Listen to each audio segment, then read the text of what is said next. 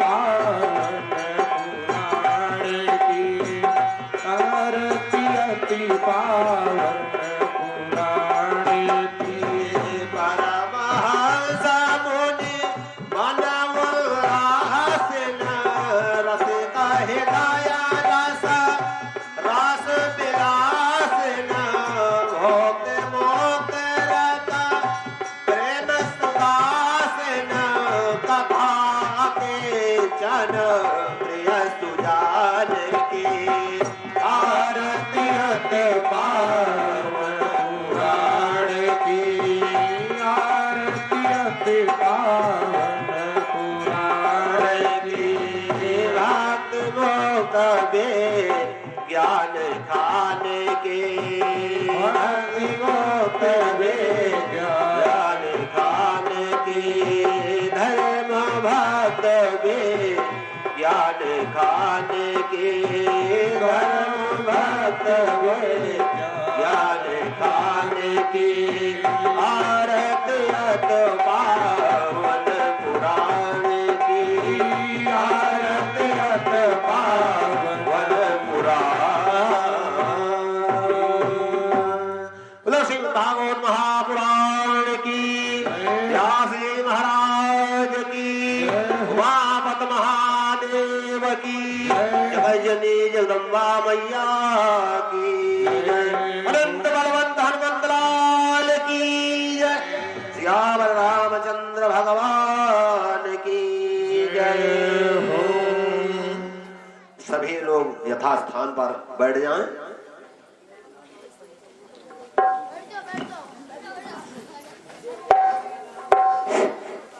हरिओम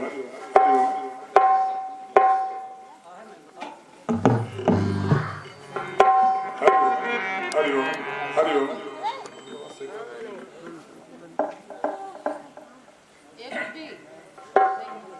हरिओम हरिओम हरिओम हरिओम हरिओम हरिओम हरिओम हरिओम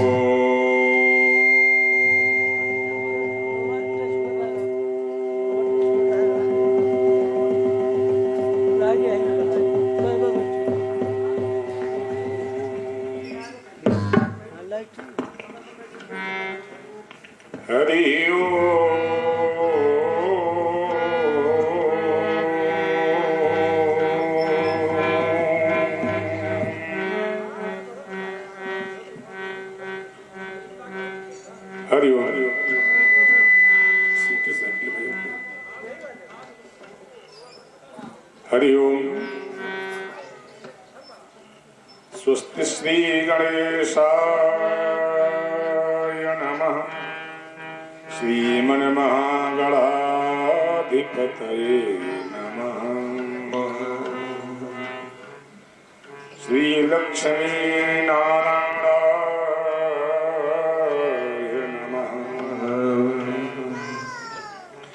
श्री कृष्णाय नमः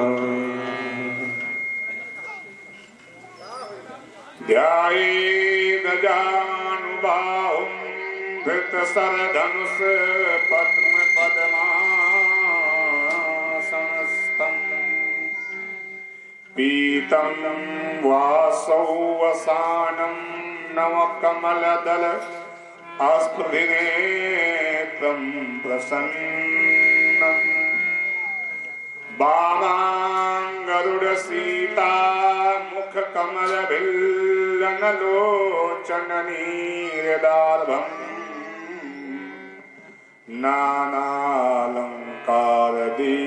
नानालङ्कारदीप्तदधरतु मुरु जटामण्डलम् वरहापीडं नटवरवपुः कर्णयो कर्णिकारम् बिभ्रदेवासा कनककपिशं वैजयन्तीं चामालाम् रन्ध्रानवेणोर्धरसुधया पूरयन् गोपवृन्दैः वृन्दारण्यं स्वपद रमणं प्राविशदं गीतकीर्तिम् कस्तूरी तिलकं ललाटपटले वक्षः स्थले कौस्तुभम् नासाग्रे बरमौक्तिकं करतले वेणुः करे कंकणम् सर्वांगे हरचन्दनं सुललितं कंठे चामुक्तावली गोपस्त्री परिवेष्टितो विजयते गोपाल चूड़ामणि वंशी विभूषित करांगनवनीरदाभात पीतांबरा तरुण बिंब फलाधरो पूर्णेन्दु सुंदर मुखादरविंद नेता कृष्णात् परम किमपि तत्त्वमहं वदामि करारविन्देन पदारविन्दं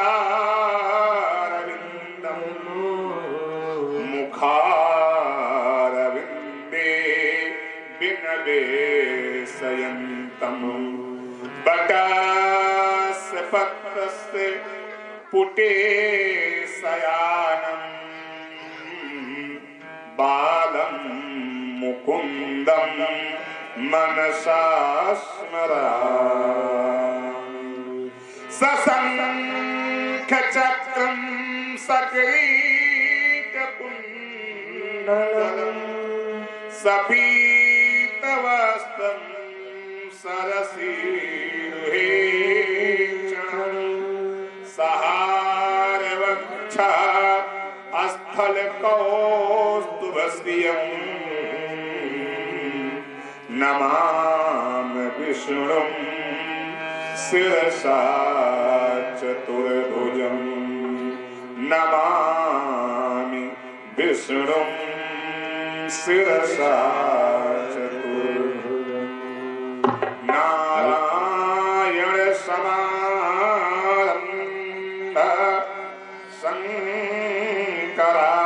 शंकराचार्य मध्यमाम्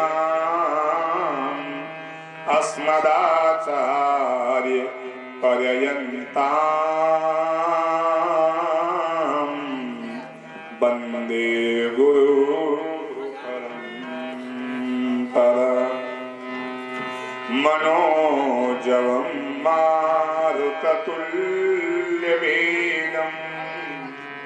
जितेन्द्रियं बोधिमतां वरिष्ठम् वातात्मजं वानरयूथमुख्यं श्रीराम दूतं शरणं प्रपद्ये गङ्गातरङ्गरमणीय जटा गौरी निरंतर विभूषित नारायण प्रिय मनंगमदापारं वाराणसीं पुरपतिं भज विश्वनाथं वाराणसीं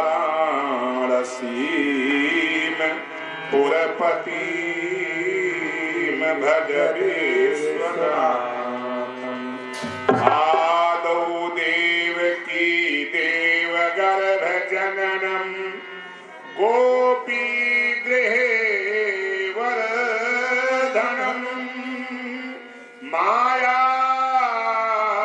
पूतन जीवतापहरणं गोवर्धनो कंसस्य छेदन कौरवादि हननम कुंती सुता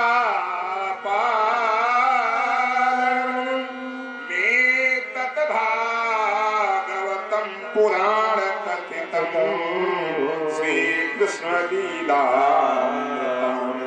गौरी वृंदावन बिहारी लाल जय राधा रानी की जय हनुमान जी महाराज की जय देवाधिदेव महादेव भगवान की जय पुरुष भगवान की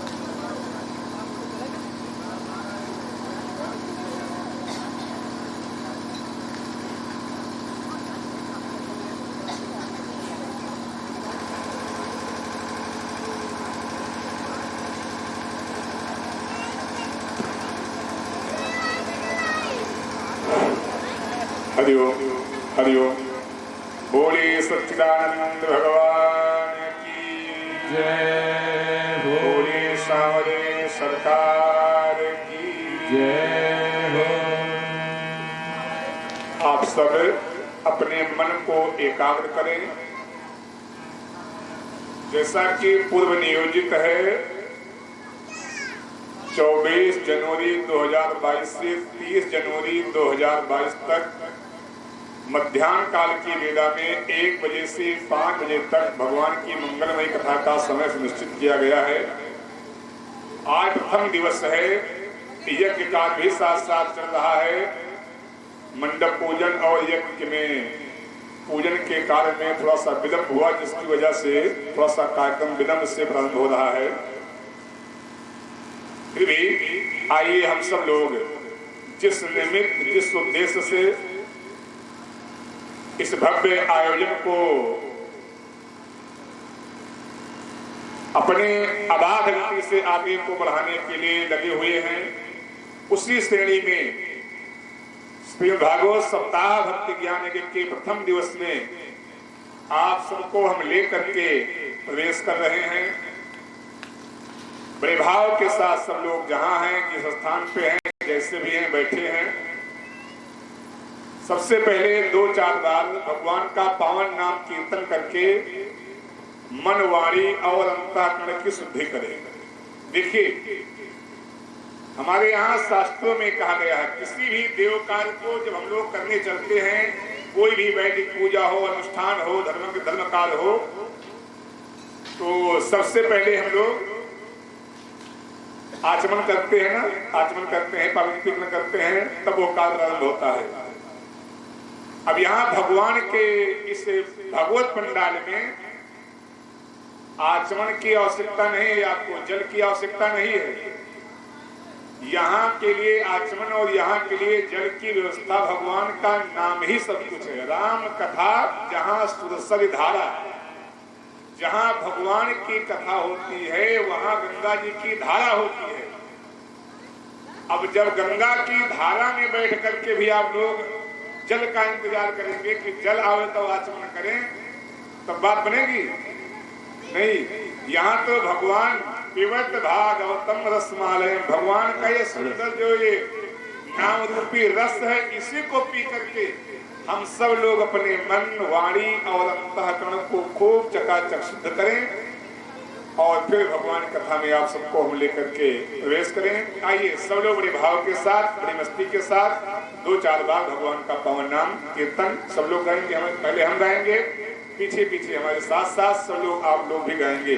बोली बांके बिहारी लाल की।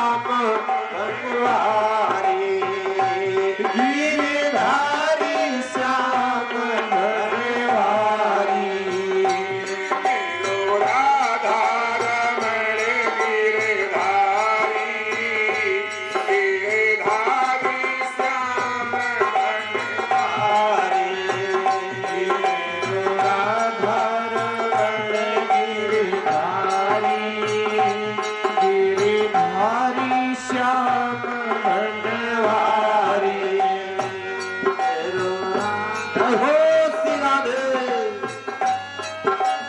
हरि बोल।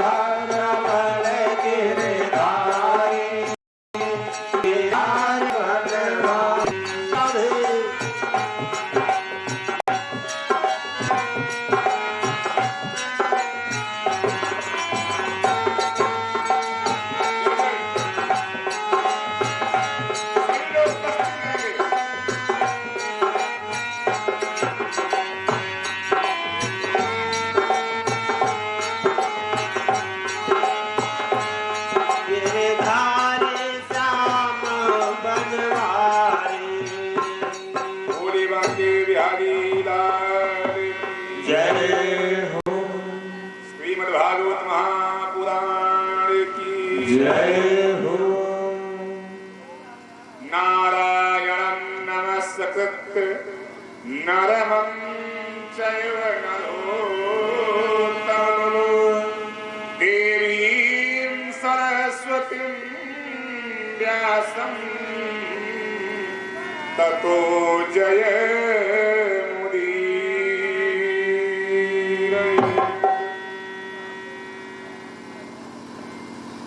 आप सबको पता ही है कि यह मांगलिक अनुष्ठान श्री स्वामी गया जगन्नाथ जी के अनन्य शक्ति पीठ के दर्शनों के उपरांत हमारे इस यज्ञ और कार्यक्रम के जो परीक्षित की भूमिका निभा रहे श्रीमान दशरथ सिंह जी सपत्नी अपने पूर्वजों के कल्याण के लिए और ये कथा की अमृतमयी ध्वनि जहां तक जिन जिन जीवों के श्रवण तक कानों तक पहुंचेंगे उन सब के उद्धार के लिए ये कथा का आयोजन सुनिश्चित किया गया है। प्रथम दिवस की वेला में आप सब कथा में प्रवेश करें। यद्यपि देखिए आपके यहाँ पहले भी कथा हो चुकी है, हम ही कथा कर चुके हैं, बहुत ज्यादा महात्म्य को बताने की आवश्यकता नहीं है, फिर भी व्यासपीठ की मर्यादा है, उस मर्यादा के अनुरूप आप सबको हम सबसे पहले भागवत के महात्म की ओर लेकर के चल रहे हैं। भागवत है क्या चीज? भागवत की कथा को श्रवण करने से हमको प्राप्ति किस वस्तु की होती है, क्या प्राप्त होता है हमको? पूज्यपाद गोस्वामी श्री तुलसीदास जी महाराज ने उत्तरकांड में बड़े सुंदर भाव में लिखा है। देखिए, जब तक हम किसी के प्रति जानेंगे नहीं तब तक उसको हम मानेंगे नहीं। और कैसे मानेंगे? जब हम जानेंगे, जानने के बाद उससे प्रीति होगी, प्रेम होगा तो हमारा उस परिचय होगा, तो प्रेम होगा, प्रेम होगा उसको हम मानेंगे। इसी बात लिखते हैं गोस्वामी जी, जाने बिनु ना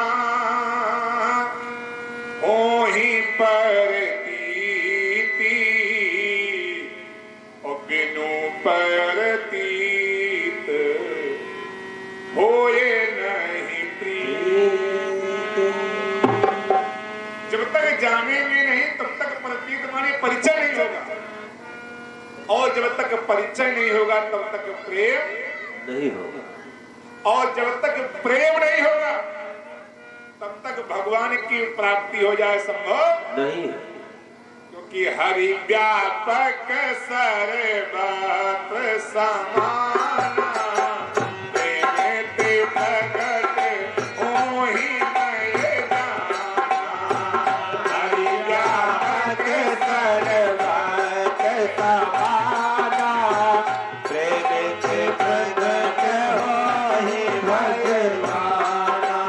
हरि व्यापक सर्वत्र सुमाना प्रेम ते प्रगट होहि भगवाना। हरि व्यापक सर्वा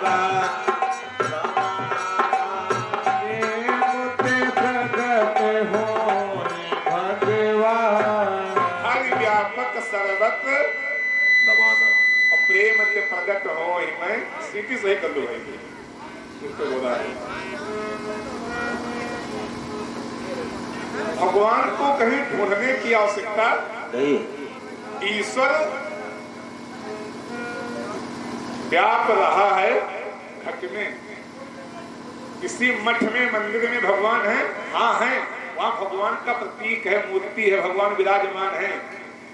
लेकिन गुरुदेव हमारे कहा करते थे कि ईश्वर रहता नहीं है मठ में, व्याप रहा है वो घट घट पास रहता हूँ तेरे सदा मैं, अरे तू नहीं देख पाई तो मैं क्या करूं। भगवान तो सदैव हमारे आपके पास सबके साथ विराजमान है। आवश्यकता है उनको देखने की, और देखेंगे कब? जब उनसे प्रेम होगा, उनसे लगन होगी, तब पहली बार कथा हुई हमारी यहाँ 2018 में। आप सबसे प्रेम मिला और हमारे यजमान जी का लगन लग गई, और लगन के साथ साथ ऐसा प्रेम हुआ कि दोबारा फिर भगवान की कथा का संयोग बन गया। इसी कहते हैं प्रेम ते प्रकट हो ही मैं जाना। जब प्रेम होगा तो भगवान अवश्य प्रकट हो जाएंगे, और वो प्रकट ही नहीं हो जाएंगे फिर आप जो चाहेंगे वो सर्वस्व। भगवान किसी को लेते नहीं, भगवान तो सब कुछ देने वाले। इसलिए मैं निवेदन कर रहा था कि जाने बिनु ना होहि परतीति और बिनु परतीत होय नहीं प्रीति। सबसे पहले आवश्यकता है जाने, परिचय हो, परिचय होगा तो प्रेम होगा। आइए सबसे पहले आपको भागवत का परिचय करवाते हैं। है क्या चीज भागवत? आप सब जानते हैं हमारे यहाँ भागवत हमारे 18 पुराणों में एक पुराण है। इसके रचयिता भगवान के 24 अवतारों में भगवान का एक अवतार है वेद व्यास जी का। स्वयं भगवान ने इस भागवत को रच करके तैयार किया है। इसलिए इसको कहते हैं भगवान की वांगमयी प्रतिमूर्ति। और देखिए, कोवर छोट कहत अपराधु, कौन सी पुराण छोटी है कौन बड़ी है, मैं इसकी बात नहीं करता। हमारे लिए सब पूजनीय है, सब वंदनीय है। लेकिन भागवत को स्वयं भगवान की वांगमयी प्रतिमूर्ति कही जाती है, और किसी पुराण को भगवान की वांगमयी प्रतिमूर्ति नहीं कही जाती। ये स्वयं भगवान नारायण के मुख से निकली हुई कथा है।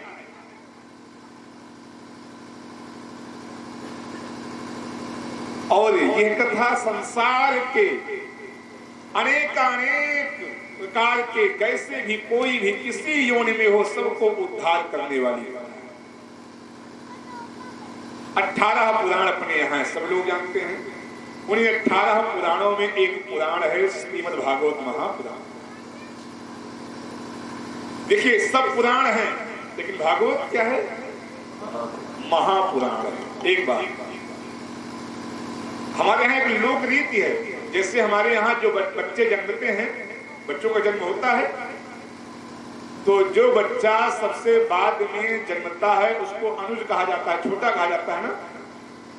लेकिन वेद व्यास जी ने 17 पुराणों को लिखने के बाद भागवत लिखा। 18वें पुराण है, लेकिन फिर भी कहा गया इसको महापुराण।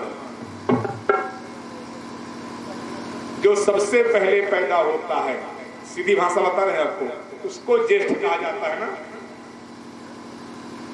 लेकिन यहां सबसे बाद में जन्मने वाली कथा को महापुराण कहा गया। क्यों?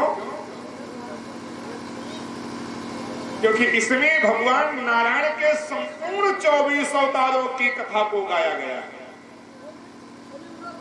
किसी पुराण में भगवान के 4-6 अवतार, किसी में 2 अवतार, किसी में 4 अवतार, किसी में 8 अवतार, किसी में एक ही अवतार कथा गाई गई है। भागवत में भगवान के जो प्रमुख 24 अवतार हैं सबकी कथा। अच्छा, एक बात। दूसरी बात क्या है? आप सब जानते हैं कि हमारे यहाँ भगवान तो बहुत है।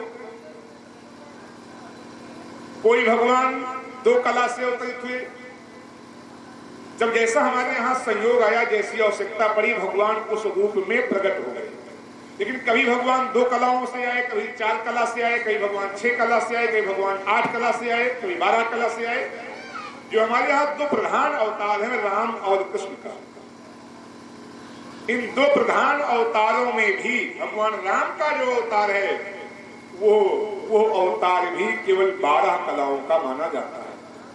यद्यपि भगवान राम का अवतार संपूर्ण 16 कलाओं से हुआ है, लेकिन मर्यादा पुरुषोत्तम होने के कारण भगवान ने 12 कलाओं को प्रदर्शित किया है, 4 कलाओं को छिपा दिया है। और भगवान श्री कृष्ण ने तो संपूर्ण 16 कलाओं का प्राकट्य किया है। इसीलिए भगवान को, राम जी को मर्यादा पुरुषोत्तम कहते हैं और कृष्ण जी को लीला पुरुषोत्तम कहते हैं। और परिपूर्ण अवतार भगवान का है। भगवान श्री कृष्ण का अवतार परिपूर्ण अवतार है। इसलिए भागवत को महापुराण कहा जाता है। बोलिए श्रीमद् भागवत महापुराण की।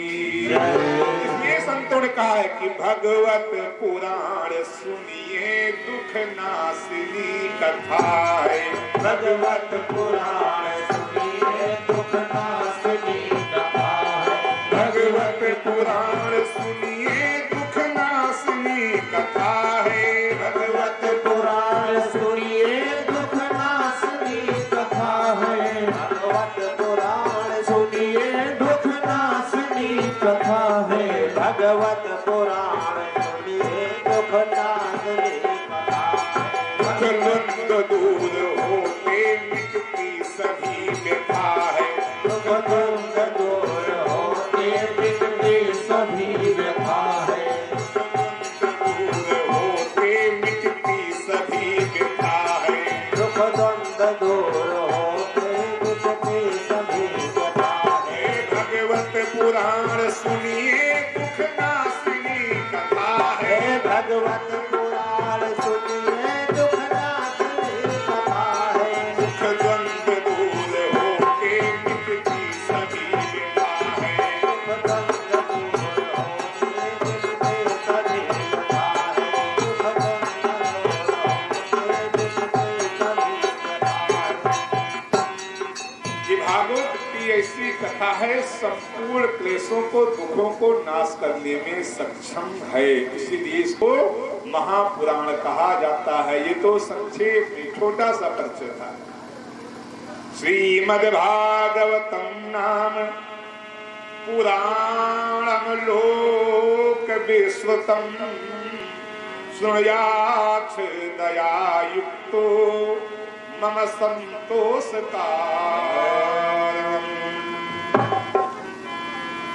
लोक में विख्यात, संपूर्ण संसार की विख्यात स्वयं भगवान कह रहे हैं इस भागवत की कथा का जो व्यक्ति प्रतिदिन श्रद्धा युक्त होकर के श्रवण करता है, सुनता है, यही मेरे संतोष का सबसे बड़ा कारण है। स्वयं भगवान कह रहे हैं कि यदि हमने इस जीव को मनुष्य के रूप में प्रकट किया है तो हमें उसी मनुष्य से संतोष प्राप्त होता है जो मेरी कथा को श्रद्धा युक्त होकर के प्रतिदिन श्रवण करता है। अच्छा, यदि मान लीजिए कि प्रतिदिन कथा सुनने को आपको नहीं मिल पा रहा है, प्रतिदिन कथा नहीं हो रही है, तो नित्यम भागवतम यस्तु पुराणम पठते नरः प्रत्यक्षरं भवेत् तस्य कपिलादानजं फलम्। कहते हैं जो व्यक्ति प्रतिदिन भागवत महापुराण का पाठ करता है वो मुझे बहुत प्रिय है। अच्छा, भागवत का पाठ करने वाला व्यक्ति भगवान को बहुत प्रिय है, लेकिन इस धराधाम पर ऐसे भी बहुत लोग हैं जिनको पाठ करना आता ही नहीं है, तो भगवान प्रिय नहीं है का वो भी मुझे प्रिय हो जाएंगे। कब? प्रत्यक्षरं भवेत् तस्यं कपिलादानजं फलम्। यदि उनकी जिह्वा से केवल एक शब्द भागवत का प्रतिदिन निकल जाए, बस इस जिह्वा पर केवल एक बार एक शब्द भागवत का आ जाए, वह व्यक्ति भी भगवान को बहुत प्रिय हो जाता है।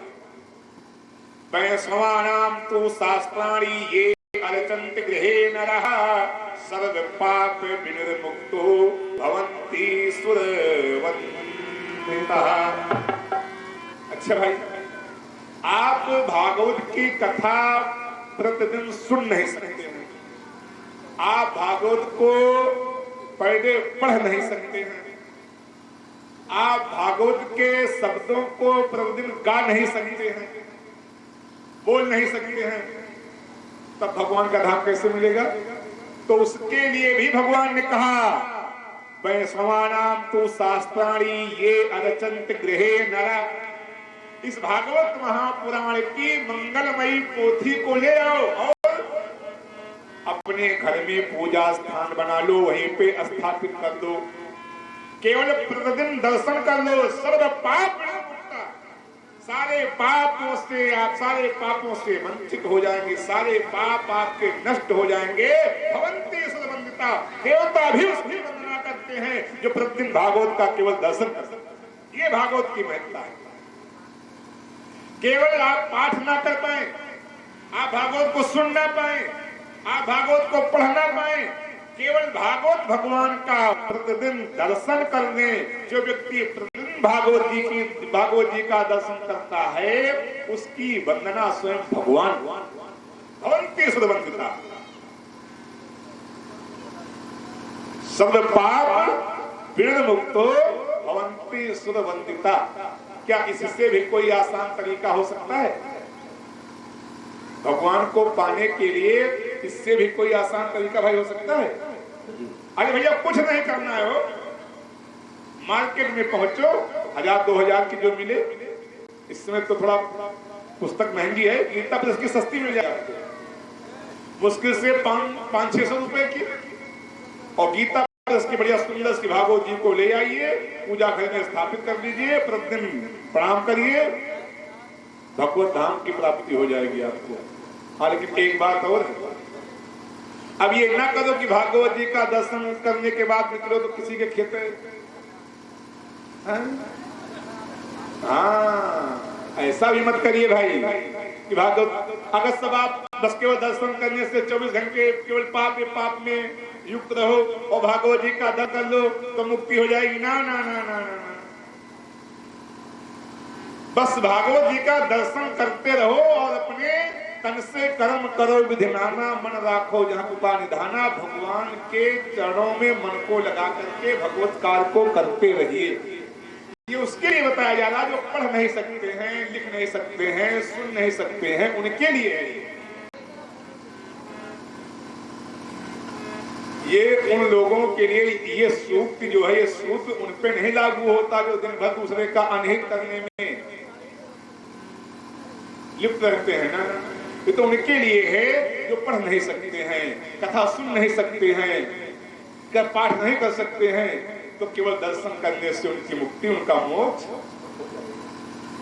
और देते क्या है, इतना ही नहीं, ना गच्छति यदा मृत्यम श्रोतम भागवतम सुतः एकादश्याम विशेषेण नास्ति पापदतस्ततः।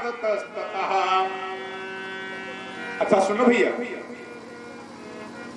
प्रतिदिन आप भागवत ना सुन पाए, ना पढ़ पावे, ना दर्शन भी कर पावे, एकादश्याम विशेषेण, बहुत ध्यान सुनिएगा, एकादशी की तिथि हो और कहीं पर पास पड़ोस में भागवत जी की कथा चल रही हो, आपका बुलावा आया हो ना आया, आपके पास समय ना हो, सभी फिर भी समय निकाल करके एक घड़ी आधी में पुनियाद 5 मिनट के लिए ही एकादशी को वहां पहुंच करके भगवान के चरणों में बैठ करके मस्तक होकर के 10-5 शब्द ही कान में पड़ जाए तो एकादश्याम विशेषेण नास्ति पापरत, उसके सारे पाप नष्ट हो जाते हैं। और न जाओ तब, ये तो जाने की बात है, और कथा में नहीं गए तब, एकादशी की तिथि हो, कथा हो रही हो, सूचना आपको मिल चुकी है, कान में आवाज पड़ रही है, और अगर आप कथा में नहीं जाते हैं तो कहते हैं ऐसा व्यक्ति चांडाल की योनि को प्राप्त होता है। बोली वृंदावन बिहारी लाल की जय। ये हम नहीं कर रहे हैं, ये आपकी भागवत है। इसलिए एकादशी ही नहीं तो आपकी मुक्ति का मार्ग है। ऐसे भी कहीं भी भगवान की कथा हो रही हो, जरूरी ये नहीं कि आप 3 घंटा पहुंचे, 3 मिनट ही पहुंच जाइए, वही काफी। पहुंचिए, कथा को लाभ प्राप्त करिए, भगवत कथा को स्मरण करिए, जरूरी इस बात। बोल सदानंद भगवान की जय। ये महत्व का व्याख्यान करते हुए भगवान श्री वेद व्यास जी, जो इस कथा के मुख्य वक्ता हैं, श्री सुखदेव जी महाराज, उनको नमस्कार करते हैं, प्रणाम करते हैं। यम प्रवजन्तमनुपेतमपेत कृत्यम द्वैपायनो विरहता तरया जुहाव पुत्रेति तन्मयतया तरो अमिनेन दुस्ता सर्वभूतं हृदयं मुनिमानतो। इस कथा के जो मुख्य वक्ता हैं श्री सुखदेव जी महाराज, उनको बारंबार सब लोग प्रणाम करते हैं। आइए हम सब लोग भी, जिनके माध्यम से ये कथा आज समाज में फैली है, जिनके माध्यम से हम सबको ये कथा सुनने को मिल रही है, ऐसे श्री सुखदेव जी महाराज को बड़े भाव के साथ सब लोग प्रणाम करते हैं। हरि की कथा सुनाने वाले जय हो, प्रभु की कथा सुनाने वाले तुमको लाखों प्रणाम, तुमको लाखों प्रणाम। हरि की कथा सुनाने वाले, कथा सुनाने वाले तुमको लाखों प्रणाम, तुमको लाखों प्रणाम। हरि की कथा सुनाने वाले, प्रभु की कथा सुनाने वाले तुमको लाखों प्रणाम, तुमको लाखों प्रणाम। हरि की कथा सुनाने वाले, हरि की कथा सुनाने वाले तुमको लाखों प्रणाम, तुमको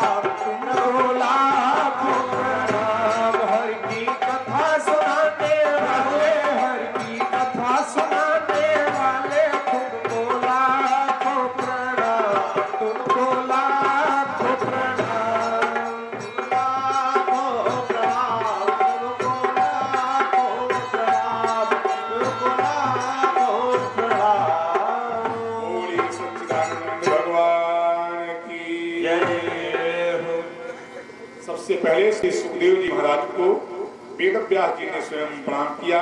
तदुपरांत भागवत का प्रथम श्लोक सच्चिदानंद रूपाय विश्वोत्पत्त्यादिहेतवे तापत्रयी विनाशाय श्रीकृष्णाय वयम् नमः। अभी थोड़ी सी चर्चा हमने किया था कि हमारे यहाँ दो प्रधान अवतार माने जाते हैं, राम और कृष्ण। बताते भी चले आपको, राम कृष्ण दो एक हैं, अंतर नहीं निमेष। क्या अंतर है कि उनके नयन गंभीर हैं और इनके चपल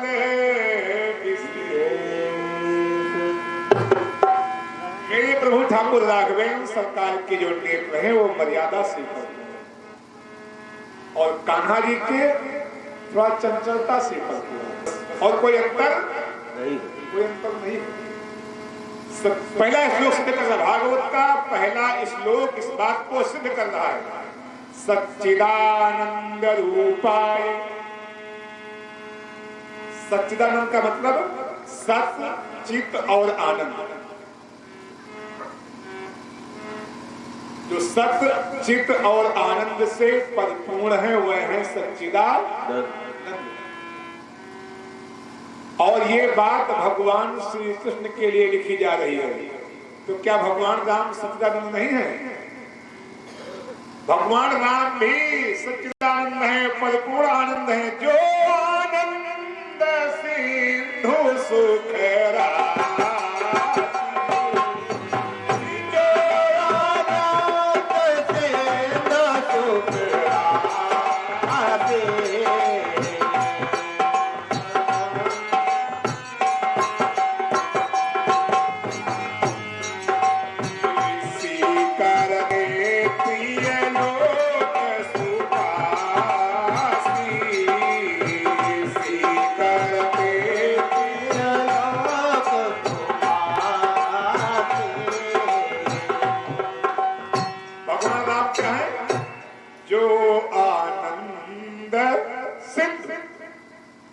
क्या है? आनंद के सिंधु हैं और कृष्ण जी क्या है? सच्चिदानंद है, आनंद से परिपूर्ण है। बात दोनों की, जो परिपूर्ण है वही तो सिंधु है, समुद्र ही परिपूर्ण हो सकता है। इसलिए भगवान राम और कृष्ण में कहीं कोई अंतर। आगे देखिए, सच्चिदानंद रूपाय, आनंद के सिंधु बराबर। अगला शब्द है विश्वोत्पत्त्यादिहेतवे। भगवान श्री कृष्ण क्या है? विश्व के पालन, उत्पत्ति और संहार, ये तीनों करने में सक्षम हैं। कौन? भगवान श्री कृष्ण। और राम जी क्या है? श्री करते प्रिय लोक सुपासी। दोनों में समानता है कि नहीं? ये उत्पत्ति, पालन, संहार तीनों में सक्षम है, तो वो भी श्री करते त्रिलोक सुपासी, तीनों को समान करने में सक्षम। अगला शब्द है तापत्रय विनाशाय। भगवान श्री कृष्ण क्या है? तीनों तापों को नाश करने वाले हैं। और राम क्या है? दैहिक, दैविक, भौतिक तापा। राम राज नहीं काहू ही बराबर हुए कि नहीं? इसलिए पूज्यपाद भगवान श्री वेदाजी ने कहा कि श्री कृष्णाय नमः। ऐसे ये प्रतिमूर्त मूर्तमान भगवान श्री ठाकुर राघवेंद्र सरकार भगवान श्री कृष्ण को मैं बारंबार प्रणाम करता हूं। ऐसे भगवान की मंगलमयी कथा, और इस कथा के ऐसे गायक भगवान श्री सुखदेव जी महाराज, जो साक्षात स्वयं नारायण ब्रह्म के स्वरूप। ऐसी कथा हम आपके बीच में गाने का दोबारा हमको अवसर प्राप्त हुआ है। ये हमारे ठाकुर जी की कृपा है और आप सबका लगन। अब ये कथा हमने बता दिया संक्षेप में आपको, लिखा भगवान श्री वेद व्यास जी ने, और इस कथा के सबसे पहले जो वक्ता है श्री सुखदेव जी महाराज। अब ये कथा संसार के लोगों को सबसे पहले सुनने को कहां मिली? कहां मिली? तीरथ बर नैमिष विख्यात अति पुनीत साधक सिद्धि। अच्छा, ये नैमिष सारण में ही सबसे पहले कथा संसार के लोगों को क्यों मिली? सुखदेव जी तो राजस्व परीक्षित को गंगा जी के किनारे हरिद्वार में सुखताल नामक स्थान पर सुनाया, लेकिन संसार के लोगों को ये नैमिष सारण में मिली क्यों? नैमिष सारण कितने लोग गए हो? अच्छा, जो लोग नहीं गए हैं जरूर जाइएगा, क्योंकि नैमिष सारण जो है, अब देखिए तीर्थ तो हमारे यहाँ सारे पवित्र हैं, लेकिन नैमिष सारण अति पुनीत। और यहाँ पहला चौपाई का दूसरा शब्द कह रहा है कि तीर्थ बर माने श्रेष्ठ। और यद्यपि सांसारिक भाषा में देखा जाए तो बर माने होता है दूल्हा, बर माने, और दूल्हा शब्द का तात्पर्य भी यही है, श्रेष्ठ। बारात में जो सम्मान दूल्हे को मिलता है वो सम्मान किसी को मिलता है, इसलिए यहाँ पर वर का तात्पर्य है श्रेष्ठ। क्यों श्रेष्ठ है ये आगे कथा में आप सुनेंगे, पचोस कर देंगे कि थोड़ा सा बता दिया। श्रेष्ठ इसलिए है कि यहाँ पर एक ऐसा समय आया जिस समय तीनों लोक के सारे देवता और सारे तीर्थ यहाँ पर एकत्रित हुए, इसलिए श्रेष्ठ तीर्थ वर नैमिष सारण विख्यात है, सब लोग जानते हैं, पवित्र है, क्योंकि यहाँ समस्त तीर्थों का जल, आप गंगा में स्नान करेंगे गंगा का पुण्य प्राप्त होगा, संगम में जाएंगे गंगा यमुना सरस्वती का पुण्य प्राप्त होगा, लेकिन नैमिष सारण में स्नान करने के बाद दुनिया का कोई तीर्थ बाकी नहीं रह जाता जहाँ का स्नान आप करना होगा। नैमिष सारण में स्नान करने के बाद समस्त तीर्थों का स्नान हो जाता है। तीर्थ बर नैमिष विख्याता अति पुनीत, और आगे क्या है? साधक सिद्धि। यहाँ पर साधक की हर सिद्धि प्राप्त हो जाती है, सिद्ध हो जाती है, लेकिन कब? जब साधना अनुकूल स्थिति में किया जाए तब। अब ये नहीं कि हम हाई स्कूल फेल हैं और चले जाएं नैमिष सारण, कहीं एमटीएम बन जाएंगे, संभव है? संभव नहीं है ना। अपने ही अनुकूलता के अनुसार साधना किया जाए तो अवश्य ही नैमिष सारण के तीर्थ में की गई साधना सफल हो। और यहाँ प्रतिवर्ष संतों का जमावड़ा होता है, विराट मेला होता है, इसी फाल्गुन के महीना में। और एक समय ऐसा आया जिस समय मृत्युलोक के सारे 88,000 ऋषि एकत्रित हुए नैमिष सारण में। और वो कौन समय था? द्वापर का अंतिम समय था, कलयुग का आगमन हो चुका था, और कलयुग के आ जाने से सारे जन जीवन में अस्तता व्यस्तता फैल चुकी थी, सारे प्राणी जीवधारी व्याकुल हो चुके थे, दैत्यों का बोलबाला होना शुरू हो गया था, साधु संत में पिसे जा रहे थे, ऋषियों की यज्ञ नहीं हो पा रही थी, असुरों के कारण यज्ञों देवताओं को जो यज्ञ का भाग है वो प्राप्त नहीं हो पा रहा था। ऐसे समय 88,000 ऋषि, भूमंडल के सारे ऋषि नैमिष सारण में एकत्रित हुए, और सारे लोगों ने एकत्रित होकर के विचार किया, भगवान ऐसा कोई उपाय सोचा जाए जिससे मृत्यु लोक में यज्ञ इत्यादि का कार्य चलता रहे, देवताओं का यज्ञ का भाग प्राप्त होता रहे। यज्ञ का जो वातावरण होता है ना, इस यज्ञ के भाग से ही देवता हमारे यहाँ बलिष्ठ होते हैं। जो हम लोग स्वाहा आहुति करते हैं, यज्ञ करते हवन करते हैं, जो साकल्य हवन सामग्री यज्ञ कुंड के बाहर गिर जाती है वो दैत्यों को मिलती है, और जो कुंड के अंदर जाती है वो देवताओं को मिलती है, और जो देवताओं को मिलती है उसी से देवता हमारे यहाँ बलिष्ठ है। तो कहा महाराज कोई उपाय बताओ। बहुत महात्मा सब ऋषि संत महात्मा युनि योगी यति कपि सन्यासी उदासी सब एकत्रित हो गए। महाराज कोई उपाय बताओ, कोई उपाय बताओ, क्योंकि कलयुग का आगमन हो चुका है, हम लोग पिसे जा रहे हैं। संतों ने विचार किया एक उपाय है। क्या उपाय है? श्रीमद्भागवतम नाम पुराणम लोक विश्रुतम। अगर श्रीमद्भागवत महापुराण की मंगलमयी कथा का रसपान हम लोगों को प्राप्त हो जाए, तब हम सब लोग भगवत धाम को आसानी से प्राप्त कर लेंगे और बलिष्ठ हो जाएंगे, ऋषियों के यज्ञ कार्य पूर्ण होंगे।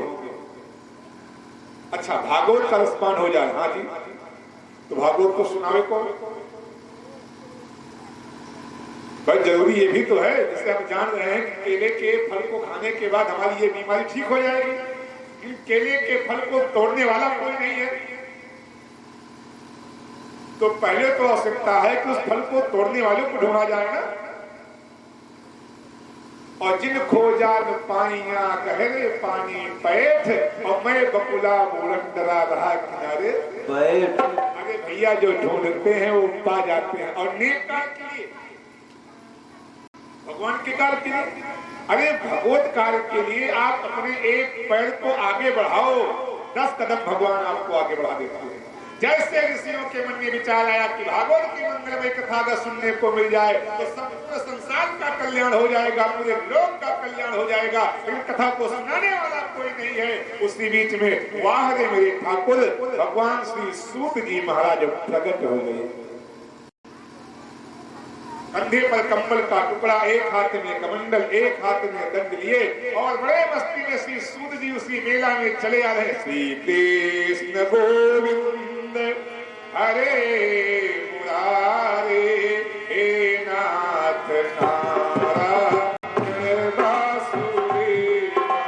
श्री कृष्ण गोविंद हरे मुरारी, हे नाथ नारायण वासुदेवा। श्री कृष्ण गोविंद हरे मुरारे, हे नाथ नारायण वासुदेवा।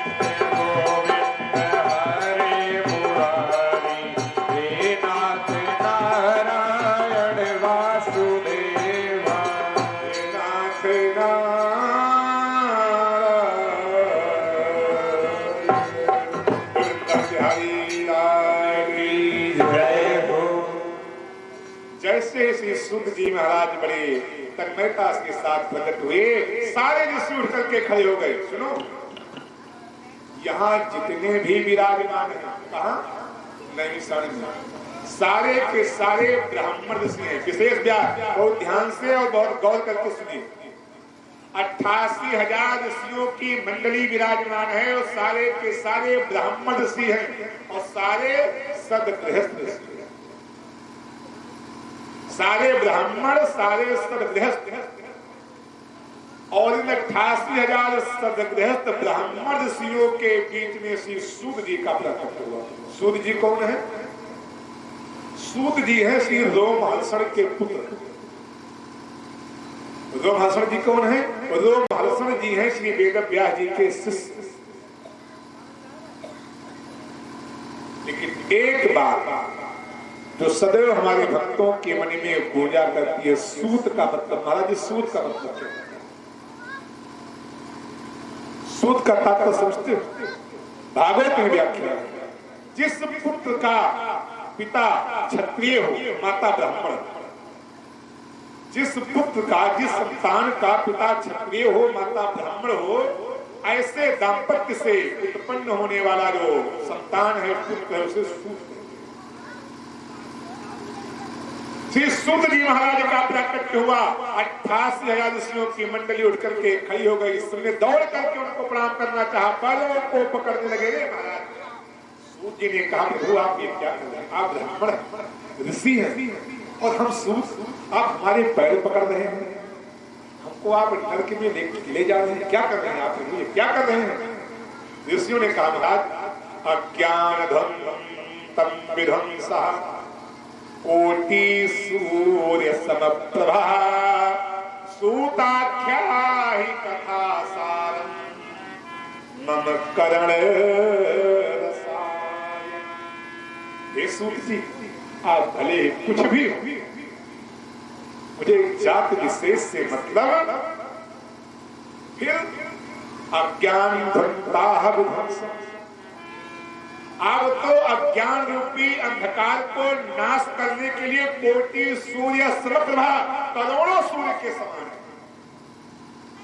अज्ञान रूपी अंधकार को नाश करने के लिए आप करोड़ों सूर्य के समान हैं। इसलिए हे सूत जी, सूतख्या ही कथा सारम, आपके द्वारा ही मुझे प्राप्त हो सकती है क्या? श्रीमद् भागवत की अमृतमयी कथा का रस। कथा सुनना बहुत आसान बात नहीं है भैया। ये कथा सुनाना और कथा सुनना कोई मामूली काम है? अरे ये कथा हमारा पूरा जीवन बीत जाए गाते गाते तो हम इसको गा नहीं पाएंगे, और आप 2-4 बार जीवन ले इसको कभी सुन नहीं पाएंगे। कभी ये पूर्ण होने वाली है ही नहीं। हरि कथा हरि अनंत, हरि कथा अनंत। अथा हम लोग क्या मानते हैं इसका? जो संतों ने, ऋषियों ने मांगा सूत जी से, क्या? सूतक से आई कथा सार, कथा का सार। और सार करो क्या? खिला दो, सुना दो? नहीं नहीं, मम करण रसायन, मेरे कानों के माध्यम से मेरे हृदय को पिला। अब एक दृष्टांत आपको दे रहे। आप कहेंगे महाराज जब हम पूरी भागवत सुनेंगे नहीं तो हमको लाभ कैसे होगा? यहाँ तो अनुष्ठान भागवत का हो रहा है और आप कह रहे हैं कि पूरी भागवत सुन ही नहीं पाएंगे, ना सुना पाएंगे। तब हमारे करने कराने का मतलब क्या? मतलब बताएं आप। हमें लगता है जो ये खाने वाला फल सबसे बड़ा क्या होता है? तरबूज। देखो तरबूज का फल, तरबूज का फल बहुत बड़ा होता है, 25-25 किलो के तरबूज। अब तो नहीं होते, लोग के बचपना में होते थे, तो छोटे हो गए। फिर भी मैं कह रहा हूं कि आपके निगाह में, आपकी दृष्टि में जो सबसे बड़ा फल हो उसको चुन लीजिए और उस पूरे फल को खा जाइए, पा जाइए। जितनी ताकत आपको पूरे फल को खाने के बाद मिलेगी, उतनी ही ताकत आप पूरे फल को जूस निकाल करके थोड़े से गिलास में, 1 गिलास में लेकर के पी जाएंगे, उतनी ही ताकत बोलो मिलेगी कि नहीं मिलेगी? जितनी ताकत आपको पूरे तरबूज को खाने के बाद, पूरे सेब को खाने के बाद मिलेगी, और पूरे सेब को खाने में, एक सेब ले लीजिए, एक सेब को खाने में आपको 1 मिनट 2 मिनट लग जाएगा, लेकिन एक सेब का जूस पीने में अधिकतम 5 सेकंड, और ताकत उतनी ही मिलना है। इसलिए संतों ने कहा महाराज मुझे भागवत की कथा नहीं, भागवत की कथा नहीं, शुद्ध क्या ही कथा सारम, इस कथा के सार को निचोड़ लीजिए। सार माने होता है जूस, सार माने जूस, इससे हम लोग फल का जूस निकालते हैं ना, ये कथा का सार क्या है, कथा का जूस, और उसको क्या करना है, मुंह से नहीं, मेरे मम करण रसायनम, मेरे कानों के माध्यम से आप पिला दीजिए और मेरे हृदय में बैठ जाए तो संसार का लोक कल्याण हो जाता है। सूर्य जी ने कहा कि बात तो आप लोगों ने बड़ी उत्तम कहा है, लेकिन जैसे हम कथा, हम सूत हैं और आप सब लोग ब्राह्मण हैं, आप सब लोग बैठ करके नीचे सुनेंगे, हम सुनाएंगे। संतों ने कहा महाराज चिंता मणिर लोकम सुखम सुरेंद्र स्वर्ग संपदम प्रयच्छति गुरु प्रीतो वैकुंठो योगी दुर्लभम। सूत जी एक निवेदन है आपसे, क्या? चिंता मणि लोकम सुखम, कौस्तुभ मणि क्या दे सकती है? संसार का सुख। अगर मणि आपको मिल जाए कौस्तुभ मणि, क्या दे सकती है? कौस्तुभ मणि बहुत ज्यादा से ज्यादा आपको दे देगी तो संसार का सुख। अगर देवराज इंद्र प्रसन्न हो जाएंगे तो बहुत दे सकते हैं, तो आपको स्वर्ग की संपत्ति, लेकिन प्रेक्षति गुरु प्रीतो वैकुंठम योगी दुर्लभम। अगर आपका गुरु प्रसन्न हो जाए तो कहते हैं गुरु मेहरबान तो चेला पहलवान। प्रेक्षति गुरु प्रीतो वैकुंठो योगी दुर्लभम, ये मैं नहीं कह रहा हूं, भागवत कह रही है। जिसका गुरु प्रसन्न हो जाता है उसको वैकुंठ की प्राप्ति हो जाती है। देवराज के प्रसन्न होने पर स्वर्ग मिल सकता है, और तुम मणि को पाने पर आप लोक की संपत्ति पा सकते हैं, लेकिन यदि आपका गुरु प्रसन्न हो गया तो आपको वैकुंठ जो दुर्लभम योगी, वैकुंठम योग दुर्लभम, जो बड़े बड़े योगियों को दुर्लभ है, सन्यासियों को दुर्लभ है, तपस्वियों को दुर्लभ है, वो वैकुंठ एक क्षण में आपका गुरु आपको प्राप्त कर सकता है। कब? जब आप खुश हो जाए बस।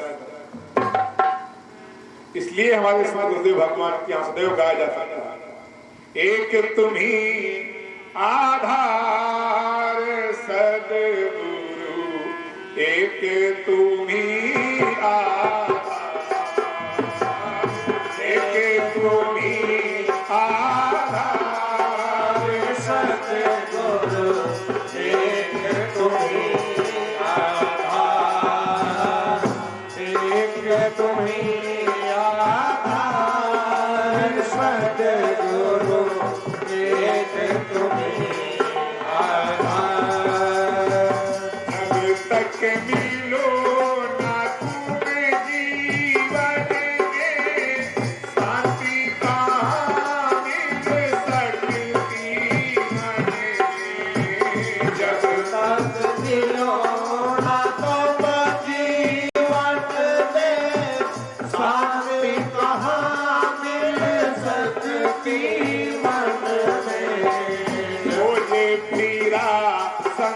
संसार सब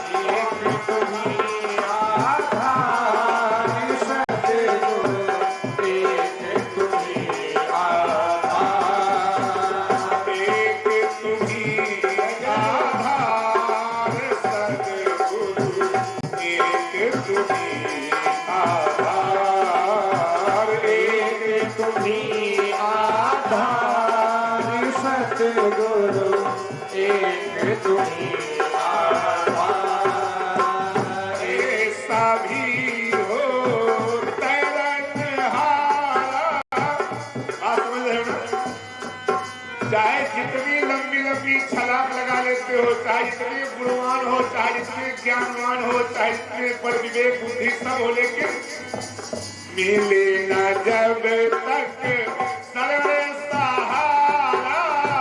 कैसा भी हो तरनहारा, फिर हो न सका बिना गुरु के पार होना संभव नहीं है। हो न सका उस पार सद्गुरु एक तुम्ही आधार।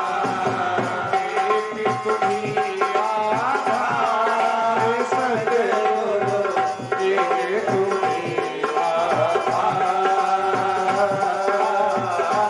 एक तुम्ही आधार सद्गुरु एक तुम्ही आधार। जय हो राधे हरि बोल।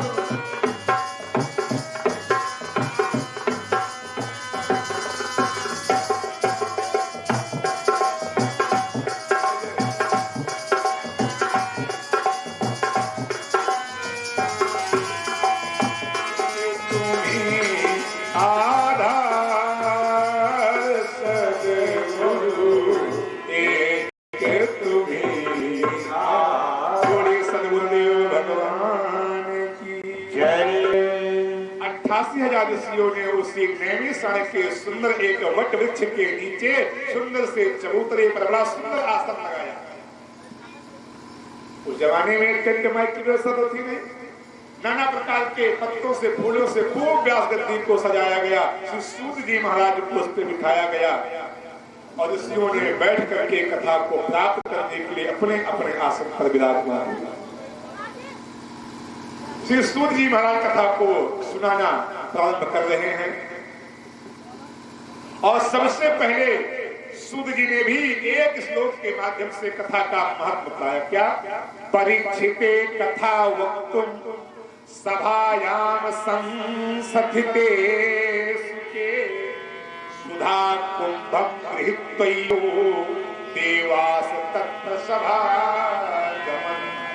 हे ऋषियों, जिस कथा को तुम सुनने जा रहे हो ये कोई साधारण कथा। इसी कथा को जिस समय राजर्षि परीक्षित को भगवान श्री सुखदेव जी कथा सुना रहे थे, उस समय सारे देवता लोग देवलोक से अमृत का कलश लेकर के आए थे। परीक्षिते कथा वक्तुम सभायाम संस्थिते सुखे सुधा कुंभम गृहीत्वयो। अमृत से भरा हुआ कलश लेकर के आए और कहा, हे सुखदेव जी, हे गुरुदेव, आप ये कथा किसको सुना रहे हैं? बोले परीक्षित को। क्यों? इनको अमर होने के लिए, अमर हो जाए कथा सुन के। कहा, महाराज ये अमृत का कलश हम लेकर के आए हैं। एक व्यक्ति को अमर करने के लिए आप 7 दिन तक कथा बांचेंगे। ये अमृत का कलश लीजिए, इसको उनको पिला दीजिए, अमर हो जाएंगे। लेकिन ये कथा चल करके आप वैकुंठ में सुनाओ, देवलोक में सुनाओ। सारे देवताओं को ये कथा दुर्लभ है। ये कथा तक देवताओं को सुनने को नहीं मिली। महाराज आप कृपा करके चले और ये कथा देवलोक में सुनावे। बड़े मंद मंद श्री सुखदेव जी मुस्कुराए और मुस्कुरा करके कहा कि वैसे भी देवता बड़े चालाक होते हैं, बड़े स्वार्थी कहे जाते हैं। अरे ये अमृत का कलश और ये कथा, इसकी तुम बराबरी करने आ गए। अरे देवताओं, ये जो तुम्हारा अमृत का कलश है ये कांच की मणि है, कांच की मोती है, मोती कांच की मोती। और ये हमारी कहा ये क्या है? ये मणि है, मणि। कहां मणि और कहां कांच की मोती? इसकी बराबरी करने आ गए। इस अमृत को लेकर के कथा को पाना चाहते हो? अरे नहीं नहीं, ये अमृत के बदले, धन के बदले, हीरे मोती मणिमाणिक के बदले कथा मिल जाए संभव नहीं।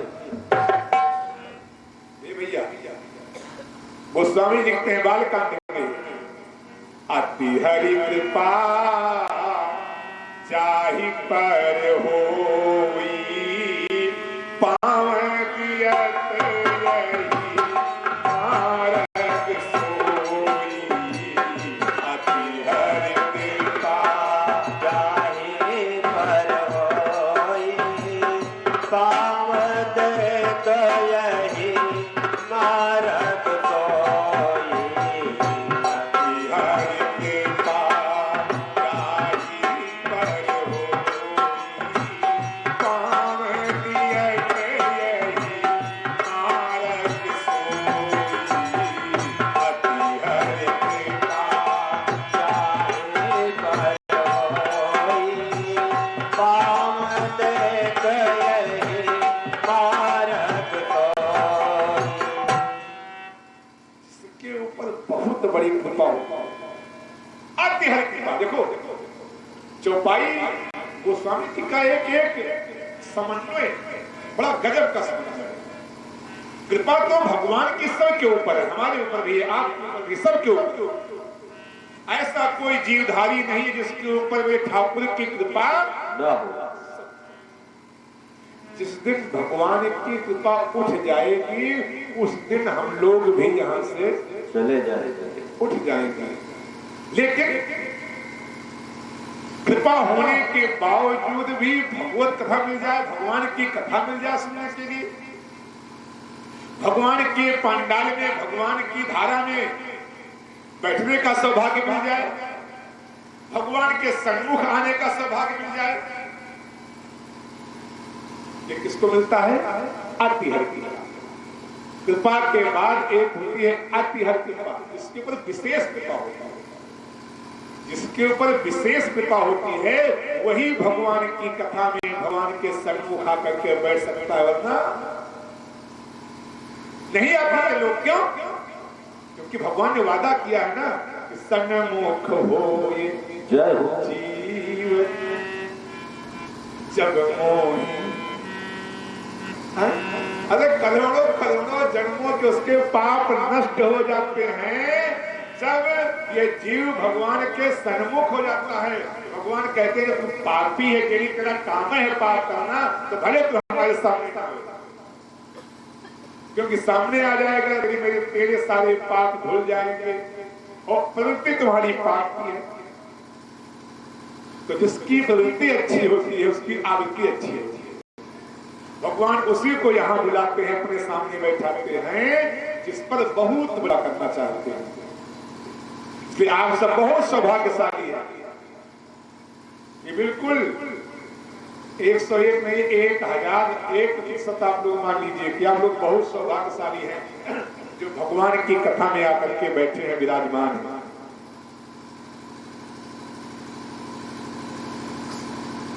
भगवान श्री सूत जी ने कहा कि देवताओं ये अमृत के बदले कथा मिल जाए। देवता लज्जित होकर के वापस चले गए।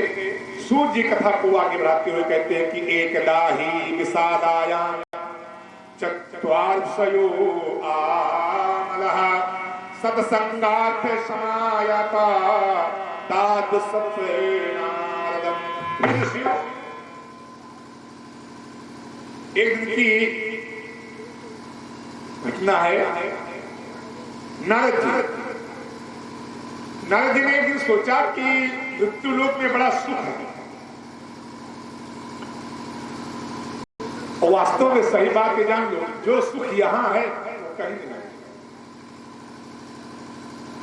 बटन दाबो पंखा चालू, ठंडी हवा लो, बटन दाबो गर्म हवा लो, बटन दाबो गर्म पानी से स्नान करो, बटन दाबो ठंडे पानी से स्नान करो।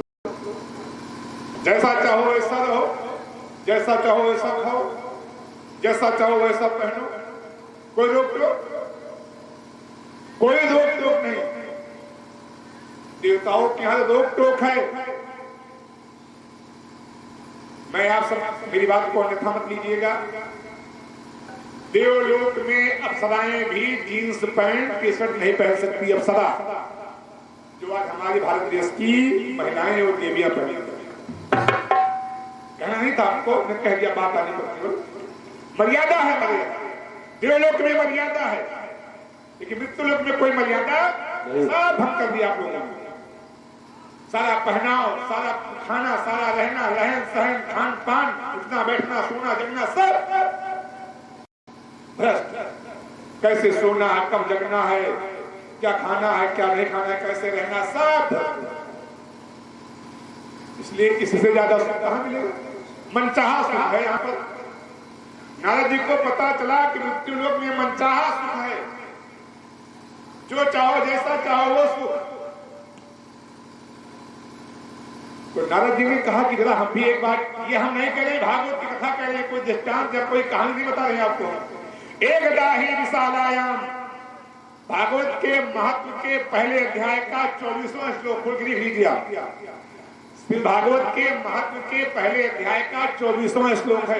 एक दाही विशालायाम चत्वारस अमला सत्संगात समायाता दाद सत्य नारदम। नारद जी ने सोचा मृत्यु लोक में बड़ा सब मनमानी व्यवस्था है, हम भी चल करके आनंद लें। जब देखे तो क्या कैसा सुख है। लोग बताते हैं कि सबसे बढ़िया व्यवस्था वहां है, सबसे अच्छी व्यवस्था वहां पर है। और नारद जी चल पड़े, और चल ही नहीं पड़े। कथम ब्रह्मादीनम मुखा पुतश्चिंतो दुराभव। ये भैया पूरे पृथ्वी लोक को भ्रमण कर डाला, छान डाला पूरी पृथ्वी को, पूरी पृथ्वी का चक्कर लगा चुके, पूरी पृथ्वी को घूम डाला। लेकिन नारद जी के मुख की जो प्रसन्नता थी वो दोबारा आई थी, वापस मुख मलिन, चेहरा उदास हो गया, मुख मलिन हो गया, जो आभा थी समाप्त हो गई, नई का जो प्रसन्न चिन्ह था वो समाप्त। बड़ा दुखी मन, बड़ा व्यथित मन, और ऐसे व्यथित दुखित मलिन मन को लेकर के नारद जी घूमते घूमते घूमते घूमते कहां पहुंचे? बद्री नारायण। और जिस समय नारद जी बद्री नारायण पहुंचे, बद्री नारायण में कौन है? सनकादिक ऋषि, ब्रह्मा जी के 4 मानस पुत्र सनक, सनंदन, सनातन एवं सनत कुमार। ये सनकादिक ऋषियों ने, देखिए भाई, लोग कहते हैं, हमारे यहाँ कहावत कही जाती है, आप लोग जानते होंगे, आदमी को आदमी मिले हो वो अच्छी बात, और गधा को गधा मिले चले भला भर लाभ। जिसकी जैसी प्रवृत्ति होती है, जिसका जैसा रहन सहन होता है, वैसे लोगों को ही लोग पसंद करते हैं ना। गंजेड़ी गंजेड़ी को पसंद करेगा, भंगेड़ी भंगेड़ी को पसंद करेगा, शराबी शराबी को पसंद करेगा, और सत्संगार्थी जो होगा वो सत्संगी को पसंद करेगा, साधु साधु को पसंद करेगा। सही है नहीं? तो सनकादिक ऋषियों ने जैसे ही नारद जी को देखा कि बीना की नारद जी की बीना बजना बंद हो गई, नारद जी का मुख मलिन हो गया, सारी आभा उतर गई, बड़ी चिंता में डूबे हुए कि बात क्या है। अरे वो नारद जो संपूर्ण सृष्टि को सुख देने वाले हो, जहां पे नारद जी पहुंच जाए, यदि दूर भी हो तो वहां सुख उत्पन्न हो जाता है। ऐसे नारद जी का चेहरा स्वयं उदास हो गया।